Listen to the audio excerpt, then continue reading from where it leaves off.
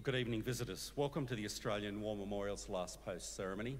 My name is Richard Cruz, and joining us today from the Australian Army is Corporal Jeanette McNeely.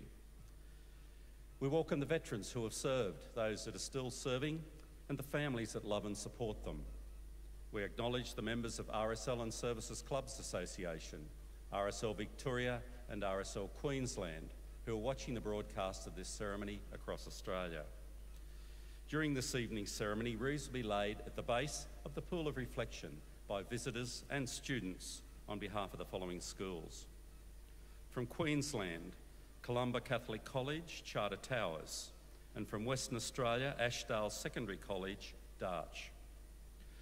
I invite you all to please stand and join in singing the National Anthem.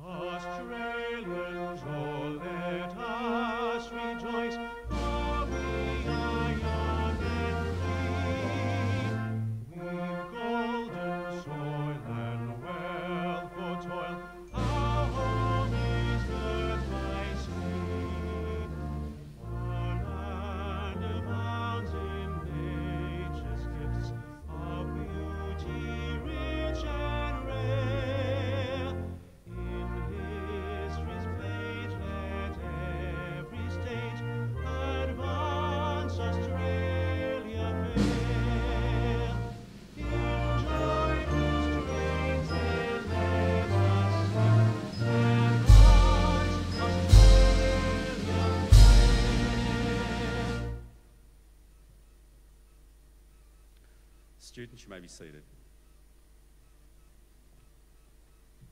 If there's anyone else that's able to be seated, please do so. The Australian War Memorial was the vision of Charles Bean, Australia's First World War official historian.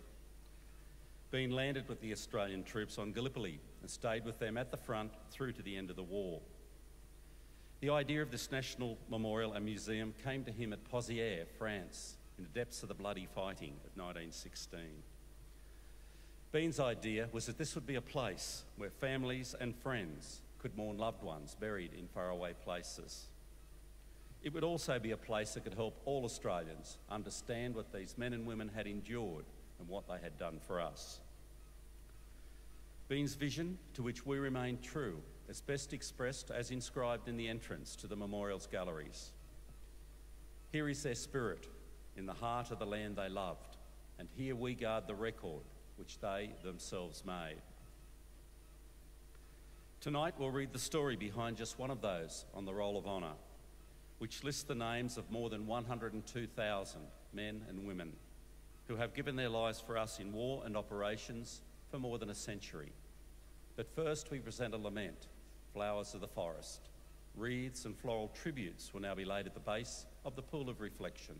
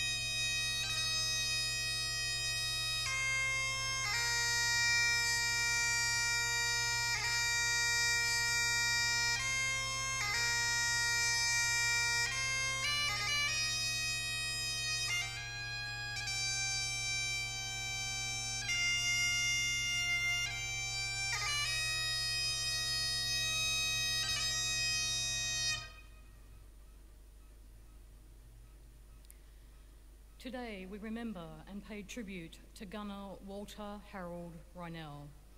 Walter Reynell was born in 1896, the only child of Walter and Louisa Reynell of Bendigo, Victoria.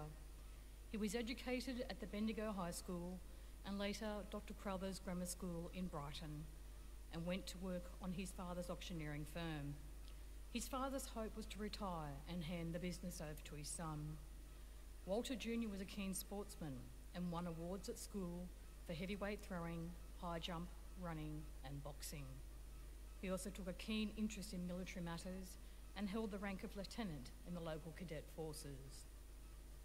Walter Reynell tried to enlist in the Australian Imperial Force early in the war, but was turned down because of problems with his feet.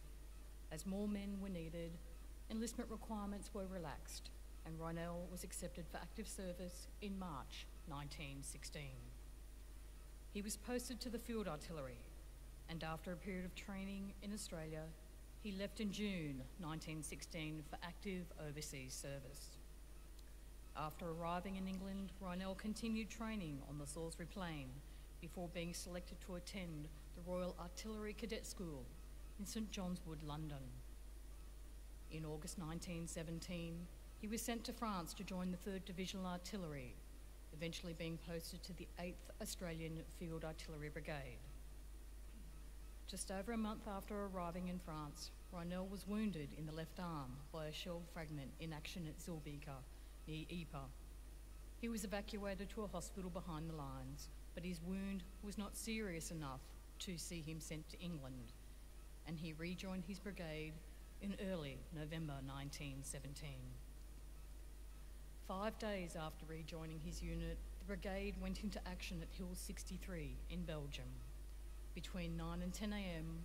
on the 11th of November 1917, a German artillery shell landed near his position, killing or wounding at least 5. Reynell was wounded in the abdomen. He died shortly after help arrived. Today, gunner Walter Harold Reynell is buried in the Burke Cemetery Extension in Belgium, under the words, "Dearly loved and only son of Mr. and Mrs. W.A. Reynell, Bendigo." He was 21 years old. His name is listed on the Roll of Honour on my right, listed on the roll amongst more than 62,000 Australians who died while serving in the First World War. A photograph of his headstone is displayed today beside the pool of reflection. This is but one of many stories of service and sacrifice told here at the Australian War Memorial. We now remember gunner Walter Harold Reynell, who gave his life for us, for our freedoms, and in the hope of a better world. Please stand for the reading of the ode and the sounding of the last post.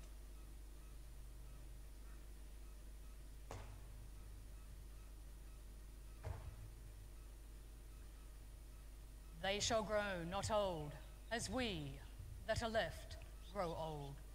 Age shall not weary them, nor the years condemn.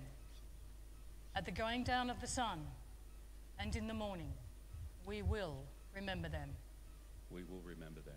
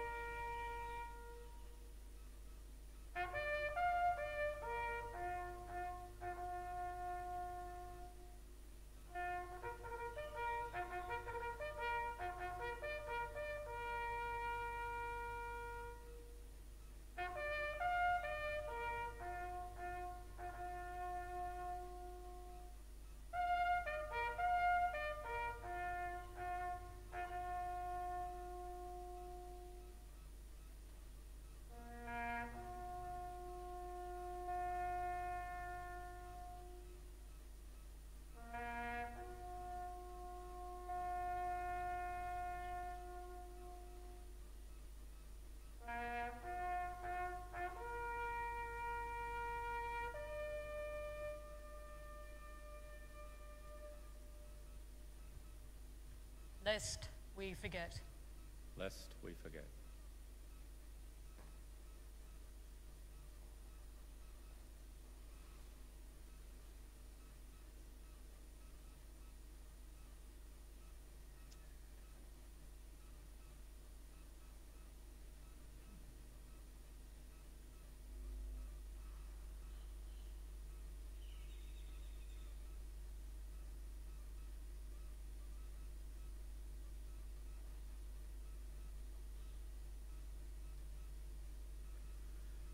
We leave you this evening with the words of the memorial's founder, Charles Bean.